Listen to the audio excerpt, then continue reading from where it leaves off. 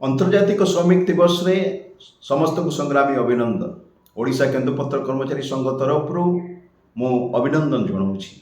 आज सारा विश्व रे अंतर्जातिक श्रमिक दिवस पालन करा जाउछि। से अवसर में केन्दुपत्र कर्मचारी संघ तरफ तुआली एवं कर्मचारी माने आज कला बेश परिधान करी प्रतिवाद करुछन्ति निजर अधिकार पाई। लगातार भाव अवहेला बारंबार दृष्टि आकर्षण करने सत्वे सरकार ध्यान न देवा जोगु आज तुआली एवं कर्मचारी सारा ओडिशा रे दुखरे अछन्ति। एई ओडिशा केन्दुपत्र कर्मचारी संघ तार निजर इतिहास भितर 1973 मसीह आज जाए एक नुआ इतिहास वर्तमान सरकार तैयारी करिसन्ति जे पत्र दर वृद्धि न करा जाई, स्थिर न करा जाई पत्र किणा जाउछि। बोनस दिया जाई नाही। 2024 जुलाई 18 तारिख रे घोषणा होइतबा सर्वनिम्न मजूरी अनुसार आज पर्यंत सीजनाल कर्मचारी माने तांको दरमा पाई नाहंती एवं वर्धित दरमा हार दाबी रे बारंबार आलोचना होइछि सरकार सहित। मुख्यमंत्री ठू नहीं उपमुख्यमंत्री जाए, जंगल विभाग मंत्री ठू सचिव जाए, पीसीसीएफ जाए दाबीपत्र दि जाइछि। रेंज ऑफिस जरिया रे दाबीपत्र दि जाइछि। डीएफओ जरिया रे दाबीपत्र दि जाइछि। सीसीएफ एवं पीसीसीएफ जरिया रे अवहेला कहीं आमे आज प्रश्न करूछु।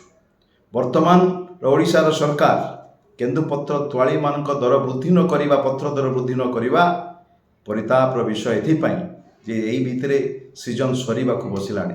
अधिकांश पड़ी पत्र किणा चली और अल्प दिन भितर पत्र किणवा बंद हेबो, किंतु सरकार दर स्थिर करि पारिले नाही।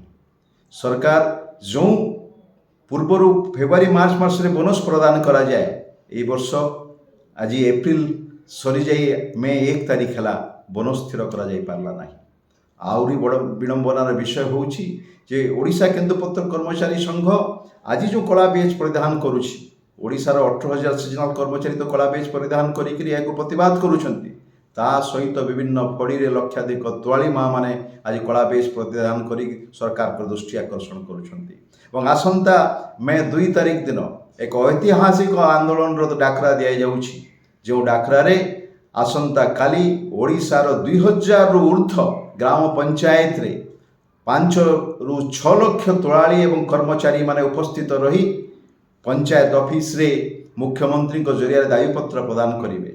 दाबी रही जे केन्दुपत्र दर वृद्धि करा जाऊ, दाबी रही बोनस प्रदान करा जाऊ, दाबी रही सर्वनिम्न मजूरी अनुजाई सीजनाल कर्मचारी मानक दरमा वृद्धि करा जाऊ, मृत्युकालीन सहायता को 2 लाख रु 4 लाख करा जाऊ।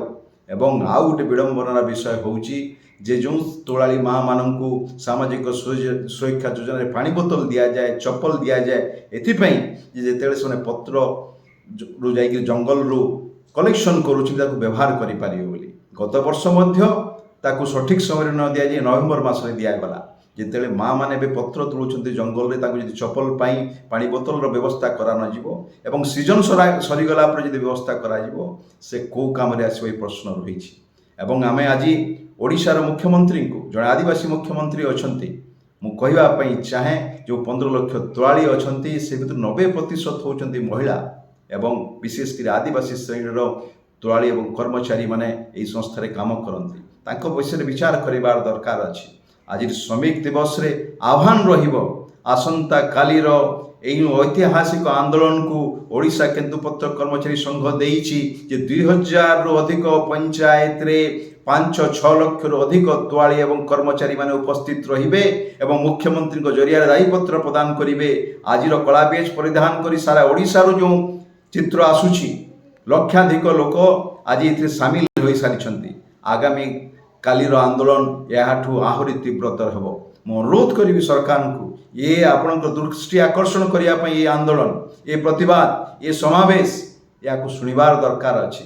सरकार आसी थाए लोकंकर कथा शुणवाई, सरकार आसी थाए लोकंकर समस्यार समाधान करने। आज सरकार को 2 वर्ष होगापाई जाऊँगी। 2 वर्ष भितर ना पत्र दर बढ़ी ना सीजनाल कर्मचारी मान दरमा वृद्धि होती। ये अवहेला कहीं आज श्रमिक दिवस से मोर प्रश्न रहिला एवं आसंता काली 2 तारिख कार्यक्रम को सफल करने समस्त तुआली एवं कर्मचारी मानक ओडिशा केन्दुपत्र कर्मचारी संघ तरफ आह्वान दि जाउछि।